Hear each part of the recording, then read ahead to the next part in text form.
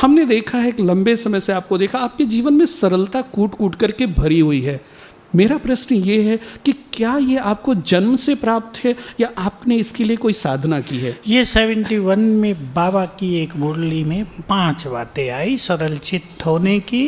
तुम सरल होगे तो तुम्हारी बीमारियां सरल होंगी, तुम सरल होंगे तो तुम्हारे संस्कार सरल हो जाएंगे, समस्याएं सरल हो जाएंगी, संबंध सरल हो जाएंगे, योग सरल हो जाएगा। तब से मेरा बहुत ध्यान गया और निष्काम होने पर मेरा ज़्यादा ध्यान था। गीता पढ़कर आए थे उसके आधार पर भी। तो बाबा ने ये जो ट्रेनिंग दी, फिर इसमें थोड़ी थोड़ी बातें अच्छी अच्छी मिलती गई। इसकी गहराई को तब हम इतना नहीं समझते थे, तब तो हमने बस समझा कि हमें सरल चित्त होना है। धीरे धीरे बुखार हुआ एक बार तो सरल चित्त रहना आया है, जाएगा, ठीक हो गया ऐसे ही कुछ कुछ खाने पीने से। तो सरलता के बहुत अच्छे अनुभव हुए। इस घटना की तो मुझे याद नहीं आ रही है, क्योंकि मैं हर चीज़ को सरलता से लेता रहा तो सीरियस चीज़ मुझे भूल जाती हैं फट से।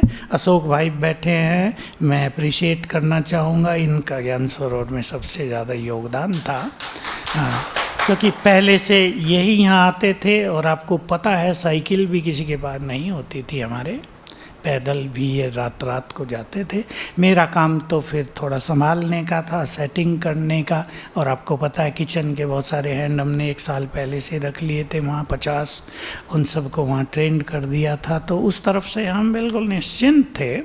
तो अशोक भाई का बहुत बड़ा, और हम दोनों साथी थे, एक रूम में ही रहते थे और दोनों की रजौरी से ही हैं दोनों, तो फ्रेंडशिप भी अच्छी थी पहले से ही।